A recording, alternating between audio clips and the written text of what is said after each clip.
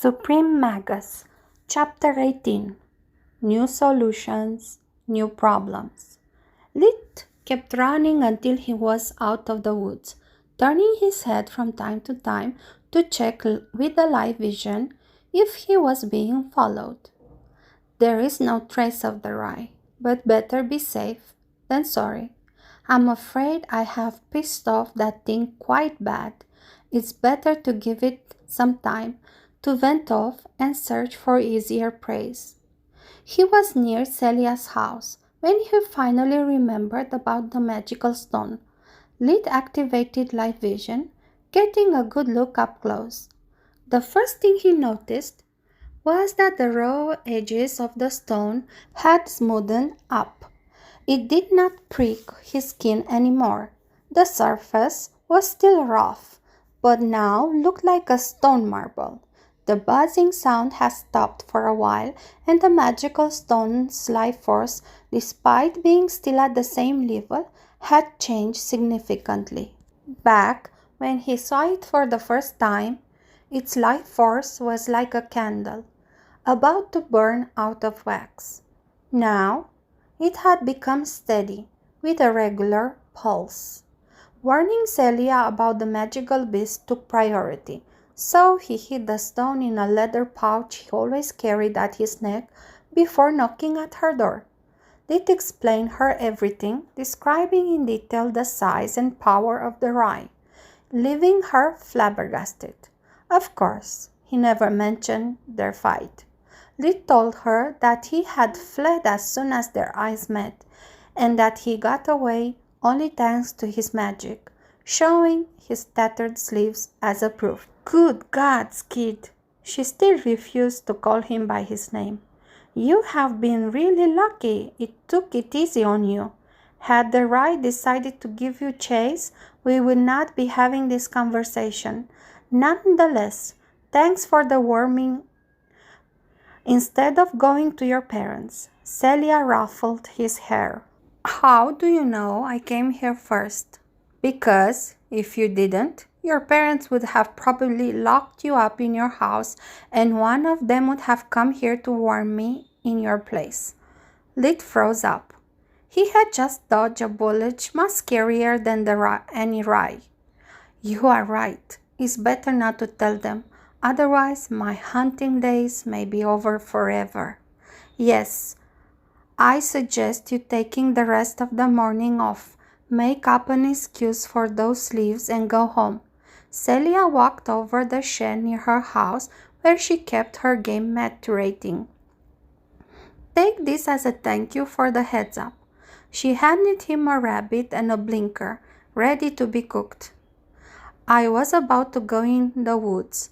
I think I will follow my advice instead and keep tanning the remaining pellets. I'll go to hunting in the afternoon when it should be safer.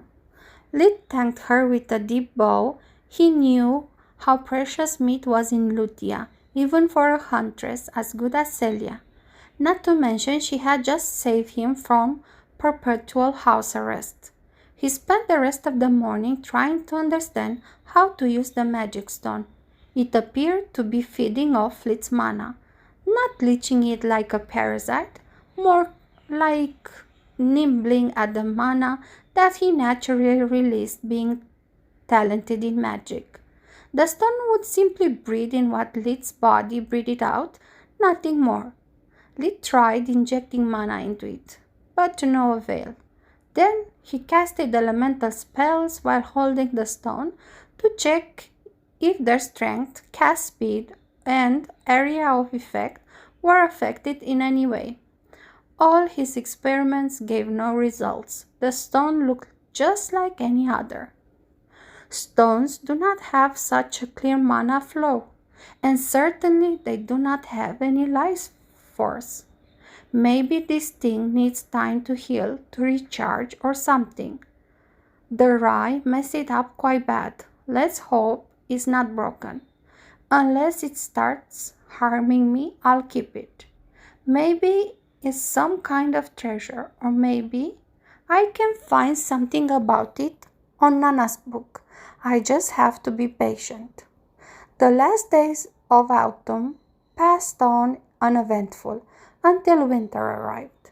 Having reached the 5 years of age, Lit revealed a little more of his magic talents, proving to be invaluable to his family. He would wake up first and warm up the whole house with magic, even the floors. At that point, the fireplace was lit only because it was cozy and because rounding up around the fire, especially during the stormy winter evenings, was a family tradition. Even the quick cooking was entrusted to Lit. Elena would prepare the meal and Lit would cook it faster and better than a ventilated oven, keeping the soup warm for everyone during the whole meal. He could not go hunting anymore because of the bad weather. His parents had been adamant on that. But Lit could still go to Celia's house to perform the chores for her. During the last year, she had become so lazy to become dependent on Lit for keeping her house clean and her tools sterilized. This meant killing 2 birds with 1 stone for Lit. Now he had an excuse to go fetch his private stock of meat whenever he got hungry. And Celia had to pay him for the chores. Lit would do it for free, just to get out of the house, but his parents would not agree. So Celia paid him a few copper coins to clean her house and some more for Elena to do her laundry.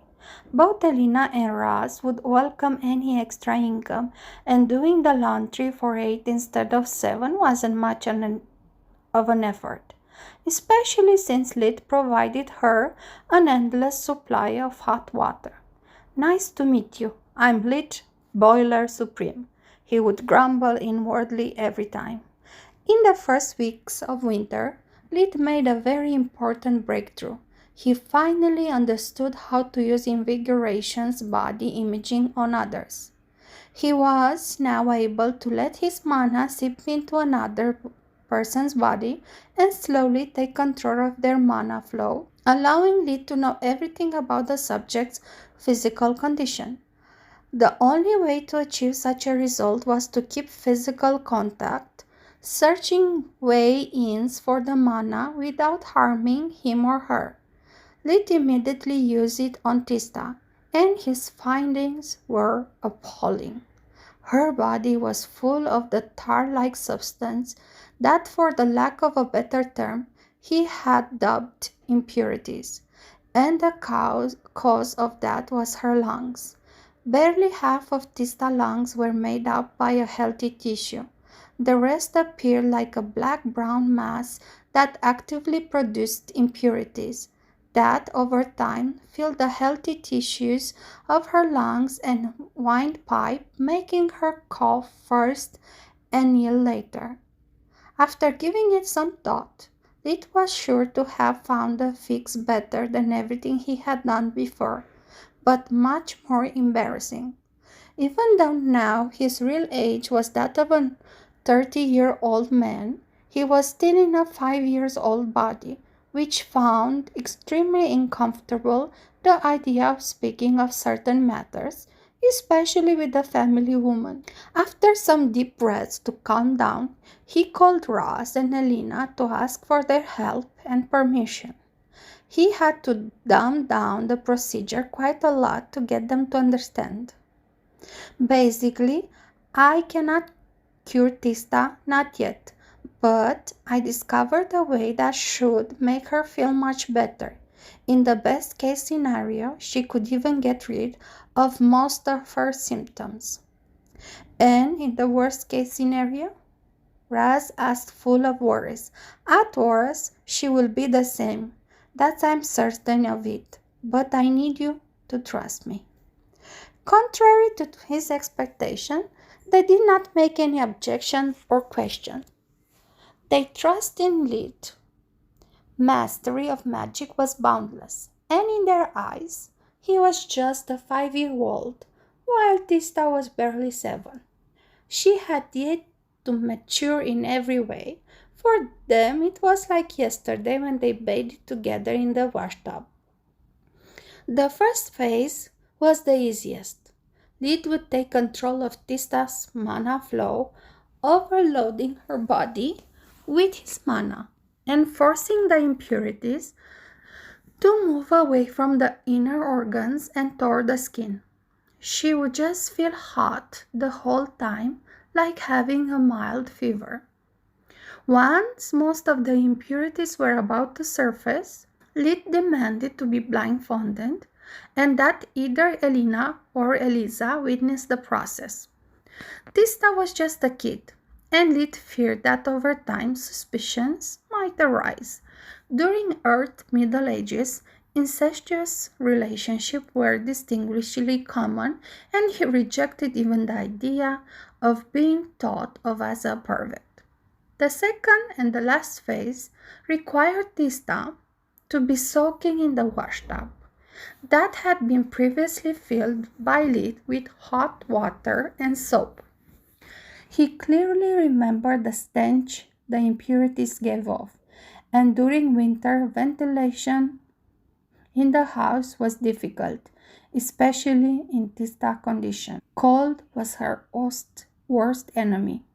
Then he could finally extract the impurities by using matter magic, creating and manipulating flows that would massage Tista all over her body. Lid would destroy the impurities as soon as possible with dark magic, preventing them to release their smell.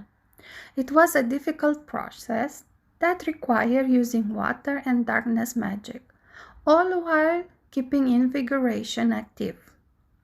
After the treatment, he would also use water magic to remove all the water still on her body and then mix fire and wind magic to obtain a makeshift hairdryer. When it was finally over, Tista looked like she was just back from the spa, while it looked like he had just got back from mining, drenched in sweat and out of breath. "How do you feel?" Tista made some deep breaths. "I never felt so good, like ever. Also, I always dreamt of having a winter bath, instead of having to resort to warm water-soaked towels. Thanks, little bro. You just made two of my wishes come true." She tried to hug him, but he raised his arms in defense. "Please no, I'm disgusting right now. Do not ruin my hard work. I now need a bath, some food, and 2 hour rest, minimum." Both his mother and big sister nodded. "Lit dear, what was that thing with the water that you did?" Elena asked. "Do you mean the... Damn it, I can't tell her I was imitating a hydro massage. They do not have Latin here, nor I can call it jacuzzi or something. Whatever, I'm too tired for this." Water massage?" "Yes, that. It seems so relaxing. Tista has fallen asleep many times during her treatment. Sure, it must be pleasant." Elisa's words were filled with expectation. "And that thing for drying her hair? Could you do that again too?" Elena raised the ant, their aim more and more obvious by the second. Lid was on the verge of collapsing. He had no time to spare for niceties. "Are you implying that you would like a hot water massage too?" More nodding following, their hands joined in a silent prayer. But, Lid shuddered. "Both of you are..." He was trying to find a polite way to say hot. Lid could still remember Elena's naked body when he was still an infant, and she had aged very well. Eliza was now 11. Maybe it was the countryside lifestyle, maybe it was related to the New World, but she had already begun her growth spurt, developing some curves, being nice and soft in all the right places. Lid already had so many qualms for his little sister, and Tista was flat as a board. Only her long hairs gave her away as a girl instead of a boy. "We are family, and all of us have dreamt of being able to take a bath during winter without catching cold or worse. You have no idea how smelly we become by working in the barn, surrounded by the livestock smell and their dung. Sometimes the smell is so bad we can't even sleep at night. Couldn't you help us too? Elena, his mother, completely oblivious to Lid's worries, tried to play the guilt card. Lid gave up. Fine, just let me rest a bit and then I'll help you. But you still need to blindfold me, and I demand a witness. They both started to laugh out loud. Why so many qualms? You are just a baby, not some thug. I would like to say that I am a gentleman, but I do not know the word for it. I could say that I am a man, but that would make them laugh even harder. Stupid 5-year-old body, he thought. Decorum. It was the only word in his vocabulary he could resort to. Damn, this is going to be a freaking long winter.